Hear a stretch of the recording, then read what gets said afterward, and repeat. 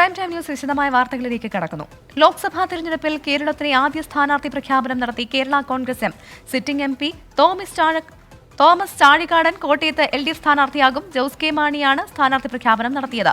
Party ഒറ്റക്കെട്ടായാണ് തീരുമാനമെടുത്തതെന്നും Thomas Chazhikadan വൻ ഭൂരിപക്ഷത്തിൽ വിജയിക്കുമെന്നും Jose K Mani പറഞ്ഞു. കമ്മിറ്റി ചെയർമാൻ എന്ന നിലയ്ക്ക് അതിൻ്റെ തീരുമാനമെടുക്കുവാനുള്ള ചർച്ചകളും നടന്നു. തീരുമാനമെടുക്കാനായിട്ട് നമ്മൾ അവരെ ഉദ്ദേശിച്ചു. അതിൻ്റെ അടിസ്ഥാനത്തിൽ ഒരേ ഒരു പേര് മാത്രമാണ് ഇതുമായി ബന്ധപ്പെട്ട് മുന്നോട്ട് വന്നത്.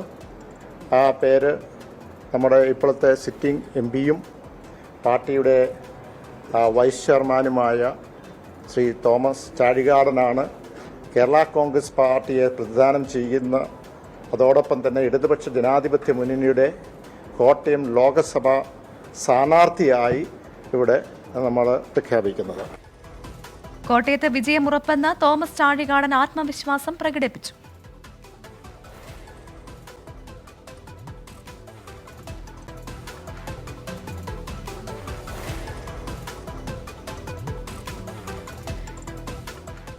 അവസരം കിട്ടിയിരിക്കുന്നു. അത് ഫലപ്രദമായി വിനിയോഗിച്ച് വിജയിച്ച് ജനങ്ങളോടൊപ്പം പ്രവർത്തിക്കാൻ വീണ്ടും ഞാൻ നിങ്ങളോടൊപ്പം ഉണ്ടായിരിക്കും.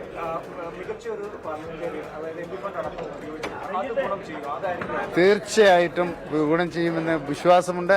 ഒരു പാർലമെന്റ് അംഗമെന്ന നിലയിൽ പാർലമെന്റിനകത്തും പുറത്തും വളരെ കൃത്യമായ പ്രവർത്തനങ്ങൾ നടത്താൻ കഴിഞ്ഞു. ആ ആത്മവിശ്വാസത്തോടുകൂടിയാണ് ഞാൻ തെരഞ്ഞെടുപ്പിനെ നേടുക. വിവരങ്ങളുമായി കോട്ടയത്ത് നിന്ന് ടോബി ജോൺസൺ ചേരുന്നുണ്ട്. ടോബി, അങ്ങനെ കേരളത്തിൽ ആദ്യ സ്ഥാനാർത്ഥിയെ പ്രഖ്യാപിച്ചിരിക്കുകയാണ് LDF. എന്തായാലും ഈ സ്ഥാനാർത്ഥി പ്രഖ്യാപനം വരുമ്പോൾ എത്രത്തോളം ആത്മവിശ്വാസത്തിലാണ് LDF നേതാക്കൾ, ഒപ്പം കേരള കോൺഗ്രസ് M പ്രവർത്തകർ?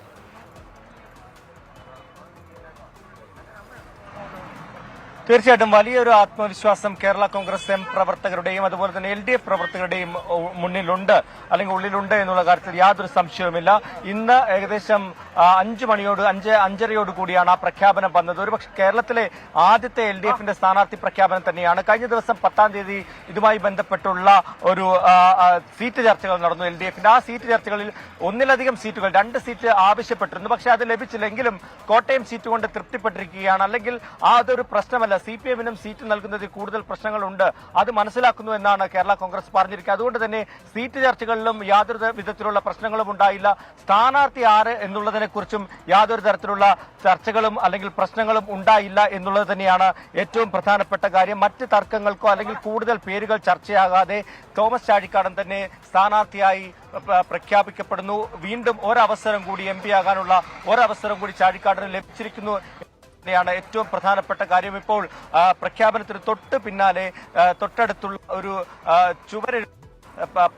കേരള കോൺഗ്രസിന്റെ ചുവരെഴുത്ത് 2 ചിഹ്നം വരച്ച് ചുവരെഴുതി ആ പ്രചരണ പരിപാടികൾ കൂടി തുടങ്ങിയിരിക്കുകയാണ് കേരള കോൺഗ്രസ് M എന്നുള്ളതാണ്. ഒരുപക്ഷെ തെരഞ്ഞെടുപ്പിൽ ഒരു പടി മുന്നിൽ നമുക്കറിയാം കേരള കോൺഗ്രസ് ആകുന്ന കാര്യത്തിൽ യാതൊരു സംശയവുമില്ല. അതുകൊണ്ട് തന്നെ പ്രചരണ രംഗത്ത് ഒരുപടി മുന്നിലായി എന്ന് തന്നെ നമ്മൾ പ്രതീക്ഷിക്കുന്നു. തോമസ് ചാഴികാടൻ തന്നെ നമ്മളോട് ചേരുന്നുണ്ട്. അതിന് തന്നെ ഈ ഒരു പ്രഖ്യാപനം കേരളത്തിലെ തന്നെ ആദ്യത്തെ LDF സ്ഥാനാർത്ഥിയാണ്. എങ്ങനെ ഉണ്ട് ഇപ്പോഴത്തെ ഒരു സന്തോഷം? ഒരുപടി മുന്നിലെത്തിയെന്ന് തന്നെ വിചാരിക്കുന്നു. പാർട്ടി എന്നിൽ ഏൽപ്പിച്ച ഉത്തരവാദിത്വം ശിരസ വഹിക്കുകയാണ് ഞാൻ. തീർച്ചയായും വലിയ വിജയം കൈവരിക്കാൻ ജനങ്ങൾ എന്നെ സഹായിക്കും എന്നതിൽ യാതൊരു സംശയവുമില്ല. ഒറ്റക്കെട്ടായിട്ടുള്ള ഒരു തീരുമാനമാണല്ലോ. ഇപ്പം കേരള കോൺഗ്രസിലാണെങ്കിൽ വലിയ തർക്കങ്ങൾ സ്ഥാനാർത്ഥിയാകാൻ നടക്കുന്നത്. പക്ഷേ കേരള കോൺഗ്രസ് M-ൽ ഒറ്റക്കെട്ടായിട്ടൊരു തീരുമാനത്തിലേക്ക് എത്താൻ സാധിക്കും. അതൊരു വലിയ വിജയം തന്നെയാണ്. തീർച്ചയായിട്ടും അത് എന്റെ പ്രവർത്തനങ്ങൾക്കുള്ള അംഗീകാരമായി ഞാൻ കാണുകയാണ്. പാർട്ടി പ്രവർത്തകർക്കിടയിലും പാർട്ടി നേതൃത്വത്തിന്റെ ഇടയിലും എന്നോടുള്ള കാഴ്ചപ്പാട് എന്റെ പ്രവർത്തനങ്ങൾക്കുള്ള അംഗീകാരമാണ്. മുന്നണിയും ഒറ്റക്കെട്ടായി തന്നെ മുമ്പോട്ട് പോവുകയാണ്. കഴിഞ്ഞ 33 വർഷങ്ങൾക്ക് മുമ്പ് ബഹുമാനായ KM മാണി സാറാണ് എന്നെ പൊതുരംഗത്തേക്ക്, രാഷ്ട്രീയ രംഗത്തേക്ക് കൊണ്ടുവന്നത്. അന്നു മുതൽ ഇന്നുവരെ 2 ചിഹ്നത്തിൽ മാത്രം മത്സരിച്ച ഒരു സ്ഥാനാർത്ഥിയാണ് ഞാൻ. ഇത് 8ാമത്തെ തെരഞ്ഞെടുപ്പാണ്. 7 തെരഞ്ഞെടുപ്പിലും 2 ചിഹ്നത്തിലാണ് ഞാൻ മത്സരിച്ചത്. 8ാമത്തെ തെരഞ്ഞെടുപ്പിലും അതുതന്നെ ആയിരിക്കും എന്ന ആത്മവിശ്വാസമാണ് എന്നെ മുമ്പോട്ട് നയിക്കുന്നത്. അതോടൊപ്പം തന്നെ ഇപ്പോൾ ഘടകകക്ഷിയായിട്ടുള്ള CPI ജില്ലാ സെക്രട്ടറി കൂടി ഇവിടെ എത്തിയിരിക്കുകയാണ്. എങ്ങനെയാണ് ഈ ഒരു പ്രഖ്യാപനത്തെ നോക്കിക്കാണുന്നത്? ഒരു വലിയ പ്രതീക്ഷ തന്നെയാണോ? തീർച്ചയായിട്ടും 100% വിജയം ഉറപ്പാക്കാവുന്ന ഒരു മണ്ഡലമാണ് കോട്ടയം. കോട്ടയം മണ്ഡലത്തിലെ ഏറ്റവും വികസന രംഗത്ത് ഒന്നാമനെന്ന് എല്ലാവരും അക്സെപ്റ്റ് ചെയ്ത തോമസ് ചാഴികാടൻ സ്ഥാനാർത്ഥിയായിട്ട് വരുമ്പോൾ പ്രതിപക്ഷത്ത് സ്ഥാനാർത്ഥി അവരുടെ പാർട്ടിക്കകത്ത് ഇല്ല എന്ന് പരസ്യമായ നിലപാടെടുത്ത KPCC പ്രസിഡന്റിന്റെ സ്റ്റേറ്റ്മെന്റ് നമ്മൾ കണ്ടതാണ്. വിജയം ഉറപ്പിച്ചുള്ള ഒരു യാത്രയാണ് ഇവിടുന്ന് ആരംഭിക്കുന്നത്. എന്തായാലും LDF അവരുടെ പ്രചരണം ആരംഭിച്ചു കഴിഞ്ഞിരിക്കുന്നു.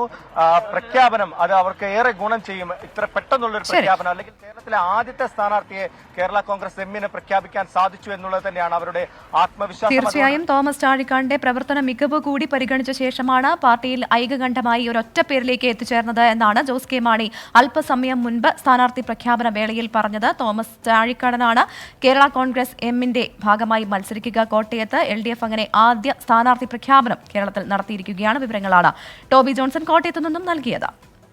മാസപ്പടി വിവാദത്തിൽ മുഖ്യമന്ത്രിയുടെ മകൾ വീണയ്ക്കെതിരെ കടുത്ത നടപടി പാടില്ല എന്ന് കർണാടക ഹൈക്കോടതി.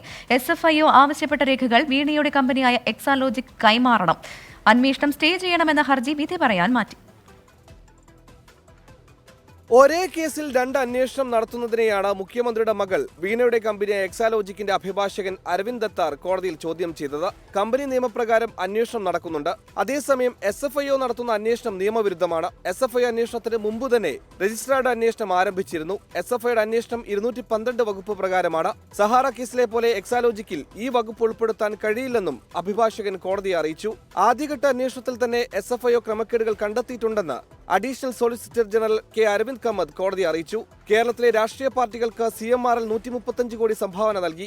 സേവനം നൽകാതെ 1.76 കോടി എക്സാലോജിക്കും കൈപ്പറ്റി. ഇൻകം ടാക്സ് രേഖകളിൽ നിന്ന് ലഭിച്ച വിവരങ്ങളാണിതെന്ന് SFIO കോടതിയെ അറിയിച്ചു. അന്വേഷണത്തിൽ പൊരുത്തക്കേടുകൾ ഉണ്ടെങ്കിൽ ഹർജിക്കാരന് ചൂണ്ടിക്കാട്ടാം. ഈ ഘട്ടത്തിൽ അന്വേഷണം സ്റ്റേ ചെയ്യണമെന്ന ഹർജി നിലനിൽക്കില്ലെന്നും SFIO വാദിച്ചു. ഇരുവാദങ്ങളും വിലയിരുത്തിയ ശേഷമാണ് ജസ്റ്റിസ് നാഗപ്രസന്ന കേസ് വിധി പറയാനായി മാറ്റിയത്. വിധി വരും വരെ കടുത്ത നടപടികൾ വേണ്ടെന്നാണ് കോടതി നിർദ്ദേശം. ഇത് എക്സാലോജിക്കിലും വീണ വിജയനും ഒരു പരിധിവരെ ആശ്വാസമാണ്. എന്നാൽ SFIO ആവശ്യപ്പെടുന്ന രേഖകൾ ഈ കാലയളവിൽ തന്നെ നൽകണമെന്ന് കോടതി നിർദ്ദേശിക്കുന്നു. ബംഗളൂരുവിൽ നിന്ന് മനേഷ് മൂർത്തി, 24. മാത്യു കുഴൽനാടന്റെ നീക്കം തടഞ്ഞ സ്പീക്കർ.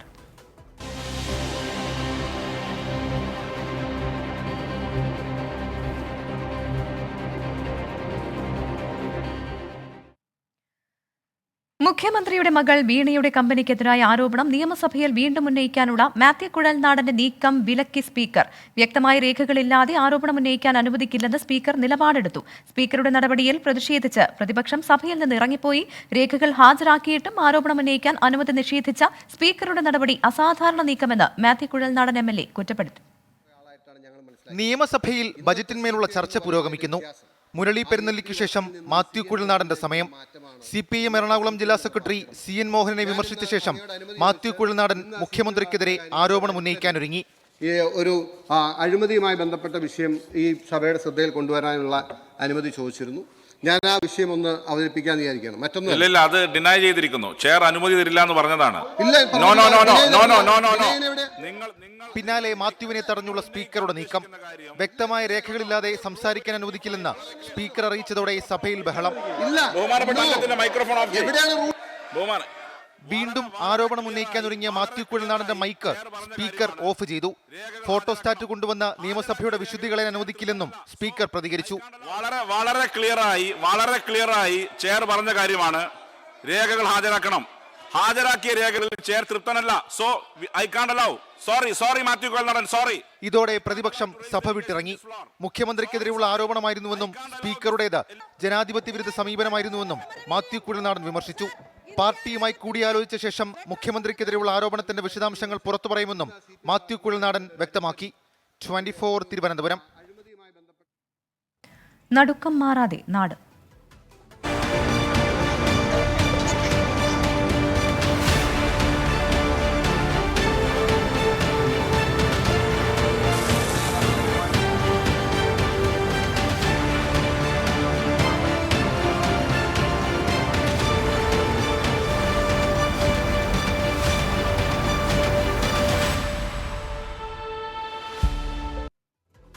തൃപ്പൂണിത്തുറയിൽ പടക്ക സംഭരണശാലയിലുണ്ടായ സ്ഫോടനത്തിൽ ഒരു മരണം, 25ഓളം പേർക്ക് പരുക്കേറ്റു. സ്ഫോടന സാമഗ്രികൾ സൂക്ഷിച്ചിരുന്ന വാഹനത്തിലുണ്ടായ ഷോർട്ട് സർക്യൂട്ടാണ് അപകടകാരണം എന്നാണ് പ്രാഥമിക നിഗമനം. അനധികൃതമായാണ് സ്ഫോടക വസ്തുക്കൾ സൂക്ഷിച്ചത് എന്നാണ് പോലീസിന്റെ കണ്ടെത്തൽ. പടക്കത്തിന് കരാറെടുത്ത തിരുവനന്തപുരം ശാസ്തമഠം സ്വദേശി ആദർശിന്റെ ഗോഡൌണിലും പരിശോധന നടന്നു.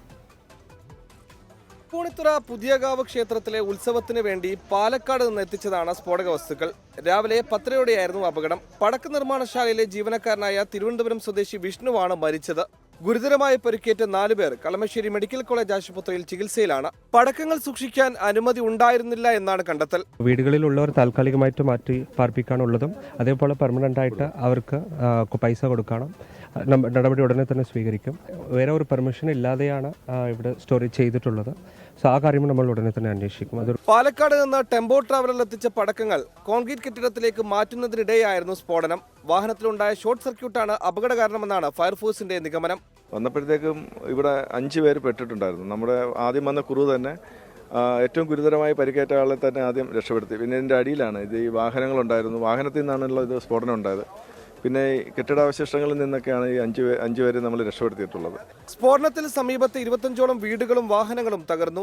ഹാളിലിരിക്കുമായിരുന്നു, ഞാൻ 2 പിള്ളേരും ഉണ്ടായിരുന്നു. അപ്പോൾ സൗണ്ട് കേട്ടോണ്ട് എന്താ സംഭവിക്കുന്ന അറിയത്തില്ല. ഭൂചലനമാണോ പെട്ടെന്ന് ചില്ലെല്ലാം കൂടി ഇങ്ങ് പൊട്ടി വീണു. പിള്ളേരെ എടുത്തുകൊണ്ട് അവിടെ അങ്ങ് ഇരുന്നു. പിന്നെ പുറത്തിറങ്ങിയപ്പോൾ ആൾക്കാരെല്ലാം നിൽക്കുന്നുണ്ട്. ലോൺ എടുത്ത് വെച്ചേക്കണം, 16,000 രൂപ അടക്കണം മോനെ. പകുതി പോലും ആയിട്ടില്ല. ഞങ്ങളുടെ മക്കൾ കൂലിപ്പണിക്കാരാ, വണ്ടി ഓടിച്ചുകൊണ്ട് നടക്കണം. 2 പേരും കൂലിപ്പണിക്കാരാ മോനെ. ഇത്രയും കഷ്ടപ്പെട്ടുണ്ടാക്കിയ ഈ വീട് ഈ രോഗിയായ മനുഷ്യനെ ഈ മിനിഞ്ഞാന്ന് ഡിസ്ചാർജ് ചെയ്തുകൊണ്ട് നിർത്തിയേക്കണം മോനെ. ലോണൊന്നും അടച്ച് ഇനി ഞങ്ങളെ കൊണ്ട് ഒരു നിവൃത്തിയില്ല ഇങ്ങനത്തെ ഒരു വീടുണ്ടാക്കിയെടുക്കാൻ. വെടിക്കെട്ടിന് കരാറെടുത്തവരെയും ക്ഷേത്രം ഭാരവാഹികളെയും ഉൾപ്പെടെ 4 പേരെ പോലീസ് കസ്റ്റഡിയിലെടുത്തു. ഇവരെ ചോദ്യം ചെയ്തു വരികയാണ്. സ്ഫോടനത്തിന് പിന്നാലെ പടക്കത്തിന് കരാറെടുത്ത ശാസ്തമഠം സ്വദേശി ആദർശിന്റെ തിരുവനന്തപുരത്തെ ഗോഡൌണിൽ പരിശോധന നടത്തി.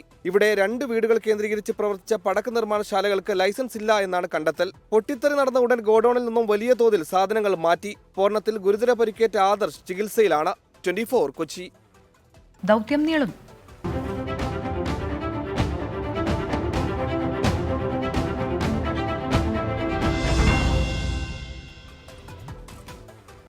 വയനാട് മാനന്തവാടിയിൽ ആളെ കൊല്ലിക്കാട്ടാന ബേലൂർ മഖനെ പിടികൂടാനുള്ള ദൗത്യം വൈകുന്നു. ആനയുടെ ലൊക്കേഷൻ മാറുന്നതാണ് തിരിച്ചടി. RRT സംഘത്തിന്റെ നിരീക്ഷണ വലയത്തിലാണ് ആന. സാഹചര്യം അനുകൂലമായാൽ മയക്കുവെടി വെക്കാൻ ദൗത്യസംഘം സജ്ജമാണെന്ന് വനം വകുപ്പ് അറിയിച്ചിട്ടുണ്ട്. സുർജിത്ത് അയ്യപ്പത്തു ചേരുന്നുണ്ട് വിവരങ്ങളുമായി വയനാട്ടിൽ നിന്ന്. സുർജിത്ത്, ഈ ദൗത്യം വീണ്ടും പ്രതിസന്ധിയിലേക്ക് കടക്കുകയാണെന്നാണ് മനസ്സിലാക്കുന്നത്. നിലവിൽ ആന എവിടെയാണെന്ന് കൃത്യമായി ലൊക്കേറ്റ് ചെയ്യാൻ ദൗത്യസംഘത്തിനാകുന്നുണ്ടോ? ഇത് ഉൾക്കാട്ടിലേക്ക് കടന്നിട്ടുണ്ടോ?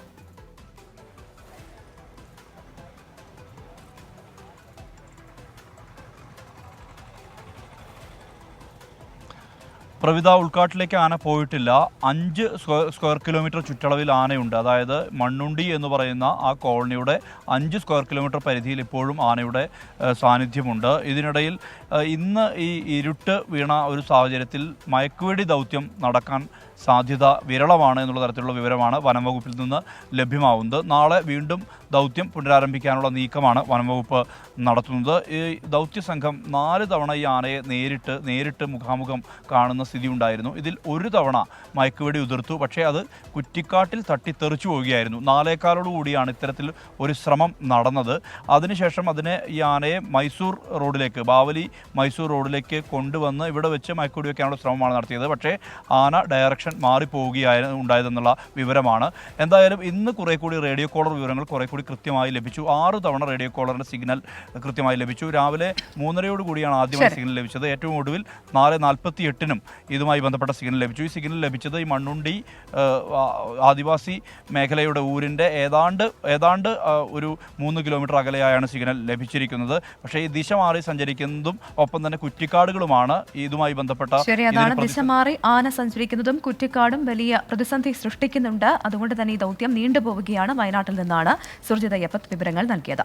വന്യജീവി ആക്രമണത്തിൽ നിന്ന് ജനങ്ങൾക്ക് സംരക്ഷണം നൽകാൻ എല്ലാ സജ്ജീകരണങ്ങളും ഒരുക്കുമെന്ന് മുഖ്യമന്ത്രി പിണറായി വിജയൻ. വയനാട്ടിലെ പ്രത്യേക സാഹചര്യം വിലയിരുത്താൻ ചേർന്ന ഉന്നതതല യോഗത്തിൽ സംസാരിക്കുകയായിരുന്നു അദ്ദേഹം. സംസ്ഥാനത്ത് വന്യജീവി ആക്രമണത്തിന് ഇരയാകുന്നവർക്ക് പ്രഖ്യാപിക്കുന്ന നഷ്ടപരിഹാരം സർക്കാർ നൽകുന്നില്ല എന്ന് പ്രതിപക്ഷ നേതാവ് VD സതീശൻ ആരോപിച്ചു. വയനാട്ടിലെ ജനപ്രതിനിധികളുമായി വ്യാഴാഴ്ച മുഖ്യമന്ത്രി ചർച്ച നടത്തും. അന്തർ സംസ്ഥാന വന്യജീവി പ്രശ്നങ്ങളെ ഏകോപിപ്പിക്കാൻ കേരള, കർണാടക, തമിഴ്നാട് സംസ്ഥാനങ്ങളിലെ additional chief secretary, principal secretary തലത്തിൽ സമിതി രൂപീകരിക്കാനാണ് സർക്കാർ തീരുമാനം. ഇതിനായി നിലവിലുള്ള അന്തർ സംസ്ഥാന ഔദ്യോഗിക തലയോഗം ഉടൻ ചേരും. വന്യജീവികളെ നേരിടുന്നതുമായി ബന്ധപ്പെട്ട നിയമപ്രശ്നങ്ങൾ നിയമവകുപ്പും അഡ്വക്കേറ്റ് ജനറലും പരിശോധിക്കും. വയനാട്ടിൽ റവന്യൂ, പോലീസ്, ഫോറസ്റ്റ് എന്നിവരെ സംയോജിപ്പിച്ച് കമാൻഡ് കൺട്രോൾ സെന്റർ നടപ്പാക്കും. 2 പുതിയ RRTകൾ ഉടൻ പ്രവർത്തനം ആരംഭിക്കാനും ഉന്നതതല യോഗത്തിൽ തീരുമാനമായി. ഇതിനിടെ പ്രതിപക്ഷ നേതാവ് VD സതീശൻ പടമലയിൽ കാട്ടാനയുടെ ആക്രമണത്തിൽ കൊല്ലപ്പെട്ട അജീഷിന്റെ വീട് സന്ദർശിച്ചു. എന്റെ ഡാഡിക്ക് സംഭവിച്ചിറങ്ങി ഇനി ഒരു മനുഷ്യർക്ക് പറ്റാൻ പാടില്ല. വയനാട്ടിൽ ഞാൻ കരഞ്ഞ എത്ര വേറൊരു കൊച്ചു ഇനി കരയാൻ പാടില്ല. റേഡിയോ കോളർ സിഗ്നൽ ഡീകോഡ് ചെയ്യുന്നതിൽ സംസ്ഥാനത്തിന് സംഭവിച്ച വീഴ്ചയാണ് അജീഷിന്റെ മരണത്തിന് കാരണമായതെന്ന് പ്രതിപക്ഷ നേതാവ് VD സതീശൻ കുറ്റപ്പെടുത്തി. അല്ല, ഞാൻ ചോദിക്കുന്നത് ഒരു ആക്ഷൻ പ്ലാൻ ഉണ്ടോ? ഷോർട്ട് ടൈമിലേക്കും ലോങ് ടൈമിലേക്കും ഇത്രയും ഒരു വിഷയം വരുമ്പോൾ, ഈ വന്യജീവി ആക്രമണം വർദ്ധിക്കുമ്പോൾ അതിനെ നേരിടാൻ വേണ്ടിയിട്ടുള്ളൊരു പദ്ധതി ഉണ്ടോ? ഒന്നുമില്ലതേ ഇല്ല. അതേസമയം സർക്കാരിൻ്റേത് മനുഷ്യത്വരഹിതമായ നിലപാടാണെന്ന വിമർശനത്തിൽ ഉറച്ചു നിൽക്കുകയാണ് ക്രൈസ്തവ സഭകൾ. ജനവാസ മേഖലയിലേക്ക് ആന ഇറങ്ങിയപ്പോൾ യാതൊരു തരത്തിലുള്ള മുൻകരുതലുകളും വനം വകുപ്പ് ഉദ്യോഗസ്ഥർ നൽകിയില്ല എന്ന് പറയുമ്പോൾ അത് കൃത്യവിലോപം മാത്രമല്ല, മനഃപൂർവ്വമുള്ള നരഹത്യയ്ക്ക് കൂട്ടുനിന്ന പ്രവൃത്തിയാണ് വാസ്തവത്തിൽ ഇവിടുത്തെ വനം വകുപ്പ് ഉദ്യോഗസ്ഥർ ചെയ്തിരിക്കുന്നത്. നാളെ ഫാർമേഴ്സ് റിലീഫ് ഫോറം വയനാട്ടിൽ ആഹ്വാനം ചെയ്ത ഹർത്താലിന് കോൺഗ്രസ് പിന്തുണ പ്രഖ്യാപിച്ചിട്ടുണ്ട്. 24 വയനാട്. വാർത്തകൾ തുടരുന്നു. ISL ഫുട്ബോളിൽ വിജയവഴിയിൽ തിരിച്ചെത്താൻ കേരള ബ്ലാസ്റ്റേഴ്സ്. പഞ്ചാബ് FC എതിരാളികൾ. മത്സരം അല്പസമയത്തിനകം കൊച്ചി ജവഹർലാൽ നെഹ്റു സ്റ്റേഡിയത്തിൽ ആരംഭിക്കും. അജീഷ് ചേരുന്നുണ്ട് ജവഹർലാൽ നെഹ്റു സ്റ്റേഡിയത്തിൽ നിന്ന്. അജീഷ്, ആരാധകരുടെ കുത്തൊഴുക്കാണോ ഇവിടെ?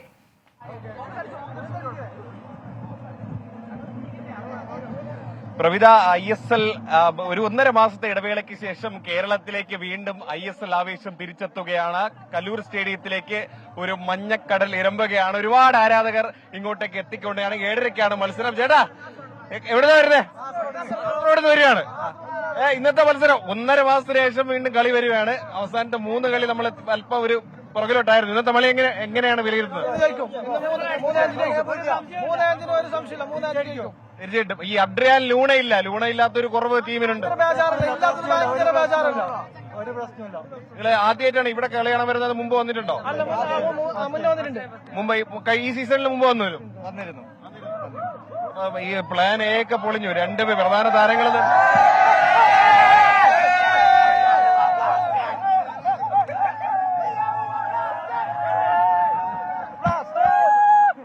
അപ്പോ ഇതാണ് ഈ ആരാധകർ വലിയ ആവേശത്തിലാണ്. കാരണം കഴിഞ്ഞ 3 മത്സരത്തിലും ഒരു ചെറിയ തിരിച്ചടി ടീമിനുണ്ടായിരുന്നു. പക്ഷെ അതൊന്നും കാര്യമാക്കുന്നില്ല. ഇന്നത്തെ മത്സരം പഞ്ചാബിനെ 3-0 തോൽപ്പിക്കുമെന്നാണ് ആരാധകർ പറയുന്നത്. അങ്ങനെ ഒരു ആവേശത്തിലാണ് അവരുള്ളത്. 7:30ക്കാണ് മത്സരം ആരംഭിക്കുന്നത്. പ്രധാന താരങ്ങളുടെ പരിക്കാണ് ബ്ലാസ്റ്റേഴ്സിന് ഏറ്റവും കൂടുതൽ തിരിച്ചടിയാവുന്നത്. പക്ഷേ പ്ലാൻ സിയുമായി കുമരോവിച്ചും സംഘവും ഇന്ന് കളത്തിലേക്ക് ഇറങ്ങുകയാണ്. പ്രധാനമായും അഡ്രിയാൻ ലൂണ ഇല്ല എന്നതാണ് ഏറ്റവും പ്രധാനപ്പെട്ട ഒരു കാര്യം. പക്ഷേ അദ്ദേഹത്തിന് പകരമായിട്ട് ലിത്വാനിയൻ താരമുണ്ട്, നൈജീരിയൻ താരമുണ്ട്. ഇവരെല്ലാം വെച്ചുകൊണ്ടുള്ള ഒരു പുതിയ തന്ത്രവുമായി ആശാനും പിള്ളേരും അല്പസമയത്തിനകം എന്തായാലും കലൂർ സ്റ്റേഡിയത്തിൽ ഇറങ്ങും. 3-ാം സ്ഥാനത്താണ് കേരള ബ്ലാസ്റ്റേഴ്സ് നിലവിലുള്ളത്. 11 മത്സരങ്ങളിൽ 26 പോയിന്റാണ് കേരള ബ്ലാസ്റ്റേഴ്സിനുള്ളത്. എന്നാൽ എതിരാളികളായ പഞ്ചാബ് താരതമ്യേന ദുർബലരാണ്. കാരണം 11 കളികളിൽ നിന്ന് വെറും 12 പോയിന്റുമായി 11-ാം സ്ഥാനത്താണ് പഞ്ചാബ് ഉള്ളത്. വെറും 2 കളികൾ മാത്രമാണ് ഈ സീസണിൽ പഞ്ചാബിന് ജയിക്കാനായിട്ടുള്ളത്. അതാണ് കേരള ബ്ലാസ്റ്റേഴ്സിന് ഏക ഒരു ആശ്വാസം. പക്ഷേ ഈ കഴിഞ്ഞ 1.5 മാസത്തിന് ശേഷം ഒരു ഇടവേള ഉണ്ടായിരുന്നു. ഇടവേളയ്ക്ക് ശേഷം കഴിഞ്ഞ ദിവസം ഒഡീഷയ്ക്കെതിരായ മത്സരത്തിൽ കേരള ബ്ലാസ്റ്റേഴ്സിന് തോൽവി വഴങ്ങേണ്ടി വന്നു. അതിനു മുമ്പ് സൂപ്പർ കപ്പിൽ ജംഷഡ്പൂർ FC-യോടും നോർത്ത് ഈസ്റ്റ് യുണൈറ്റഡോടും കേരള ബ്ലാസ്റ്റേഴ്സിന് തോൽവി വഴങ്ങേണ്ടി വന്നു. അജീഷ്, എന്തായാലും അങ്ങനെ വലിയ പ്രതീക്ഷയിലാണ് കേരള ബ്ലാസ്റ്റേഴ്സ് ആരാധകരെന്നാണ് മനസ്സിലാക്കുന്നത്. ISL ഫുട്ബോൾ വിജയവഴിയിൽ തിരിച്ചെത്താനാണ് കേരള ബ്ലാസ്റ്റേഴ്സ് ഇന്നിറങ്ങുന്നത്. പഞ്ചാബ് FC എതിരാളികൾ. I-ലീഗ് 2-ാം പാദ മത്സരത്തിൽ ഗോകുലം കേരള FC ഇന്ന് ഷില്ലോങ് ലജോങ് FCയെ നേരിടും. കോഴിക്കോട് കോർപ്പറേഷൻ സ്റ്റേഡിയത്തിൽ വൈകിട്ട് 7-നാണ് മത്സരം. ലീഗിൽ 4-ാം സ്ഥാനത്തുള്ള ഗോകുലത്തിന് ഇന്നത്തെ മത്സരം നിർണായകമാണ്.